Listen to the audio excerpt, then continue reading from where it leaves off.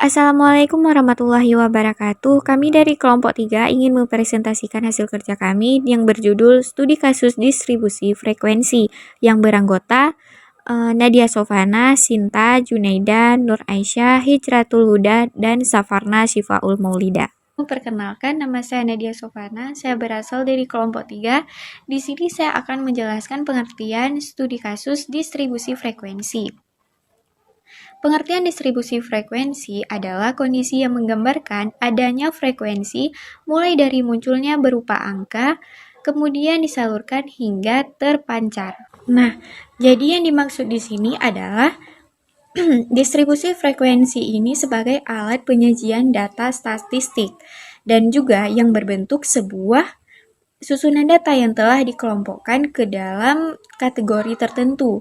Jadi dengan adanya distribusi frekuensi ini sangatlah memudahkan penyajian data dan juga dapat mudah dipahami dan dibaca sebagai alat informasi. Jadi sekian dari pengertian distribusi frekuensi, selanjutnya akan dilanjutkan oleh teman-teman saya. Perkenalkan, nama saya Junaida, saya dari kelompok 3. Di sini saya akan menjelaskan sedikit tentang macam-macam distribusi frekuensi. Adapun macam-macam distribusi frekuensi yaitu yang pertama distribusi frekuensi absolut. Apa yang dimaksud dengan distribusi frekuensi absolut? Distribusi frekuensi absolut ini suatu bilangan yang menyatakan banyaknya data pada suatu kelompok tertentu. Distribusi ini disusun besarnya apa adanya. Dan yang kedua, distribusi frekuensi relatif. Yang dimaksud dengan distribusi frekuensi relatif ini yaitu merupakan suatu jumlah persentase yang menyatakan banyak data pada suatu kelompok tertentu. Dan yang ketiga, distribusi frekuensi monerik. Yang dimaksud dengan distribusi frekuensi monerik ini yaitu yang didasarkan pada data-data terus-menerus, yaitu data yang berdiri sendiri dengan merupakan suatu deretan hitungan. Saya Nur Aisyah dari kelompok 3 Statistik Dasar. Di sini saya akan menjelaskan tentang macam-macam distribusi frekuensi. Jadi, pengertian distribusi frekuensi kategorikal yaitu yang didasarkan pada data-data yang terkelompok. Yang kedua, pengertian distribusi satuan yaitu yang menunjukkan berapa banyak data pada kelompok tertentu. Nah, yang ketiga, pengertian distribusi kumulatif, yaitu yang mengungkapkan jumlah frekuensi pada sekelompok nilai tertentu melalui nilai dari kelompok sebelumnya.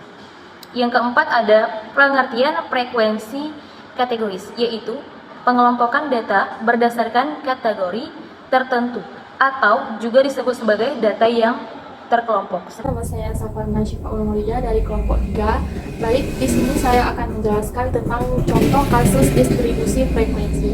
Adapun beberapa tahapnya yaitu meliputi yang pertama, menentukan panjang interval kertas, yaitu maksud dari kata tersebut menetapkan kelas-kelas dalam distribusi frekuensi. Yang kedua, menentukan batas bawah kelas pertama. Yang dimaksud dari kata tersebut yaitu tentang nilai terendah atau terkecil. Dan yang ketiga ialah menuliskan frekuensi kelas secara teliti dalam kolom sesuai dengan banyak data. Kenalkan, nama saya Hijratul Huda. Saya ingin menjelaskan contoh berikut. Contoh seorang penelitian tentang jumlah pendapatan masyarakat dari 15 orang. Data survei sebagai berikut: 1, 2, 1, 3, 4, 5, 3, 6, 11, 13, 12, 15, 17, 20, 17, 13, dan 9. Maka berdasarkan langkah-langkah perhitungan di atas, yang harus dilakukan adalah menurunkan data dari yang terkecil sampai data yang terbesar. Contoh tabelnya seperti ini. Dari 15 orang dan tersusun data dari yang terkecil hingga yang terbesar. Dari tabel berikut ini kita dapat mendapatkan nilai jangkauan. Rumus jangkauan adalah D sama dengan datum terbesar dikurangi datum terkecil. Datum terbesar ialah 20 dan datum terkecil adalah 1. 20 dikurangi 1 sama dengan 19. Dari nilai jangkauan kita mendapatkan nilai interval. Interval sama dengan 1 ditambah 3,3 log dalam kurung N sama dengan 1 ditambah 3,3 log 15. 15 adalah jumlah data dari setiap orang, banyak 15 orang. Dapatlah nilai N sama dengan 15. 1 ditambah 3,3 dikali 1,176. 6 ditambah 3,881. 1 ditambah 3 log dalam kurung N sama dengan 1 ditambah 3,3 log 15. 15 adalah jumlah data dari setiap orang, banyak 15 orang. Dapatlah nilai N sama dengan 15. 1 ditambah 3,3 dikali 1,176. 6 ditambah 3,881. 1 ditambah 3,881 dapatlah hasil 4,88. Dibulatkan menjadi 5. Setelah memperoleh kelas interval dan panjang kelas interval, maka dibuatkan tabel distribusi frekuensi sebagai berikut. Pendapatan gaji dari 1 sampai 4 juta sebanyak 4 orang. Gaji 5 juta sampai 8 juta sebanyak 2 orang. Gaji 9 juta sampai 12 juta sebanyak 3 orang.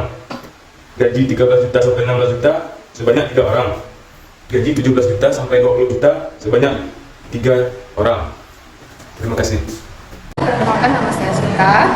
Saya di sini menjelaskan tentang kesimpulannya tentang distribusi frekuensi. Distribusi frekuensi adalah susunan data yang berupa angka yang diurut menurut besarnya atau di kategorinya. Susunan data angka tersebut disajikan dalam bentuk tabel distribusi frekuensi. Penyusunan data ke dalam tabel distribusi frekuensi bertujuan untuk meringkas dan menyajikan data untuk keperluan analisis berikutnya. Dengan mempelajari kasus, distribusi frekuensi ini adalah untuk menyederhanakan penyajian data sehingga menjadi lebih mudah untuk dibaca dan dipahami sebagai bahan informasi. Sekian, terima kasih.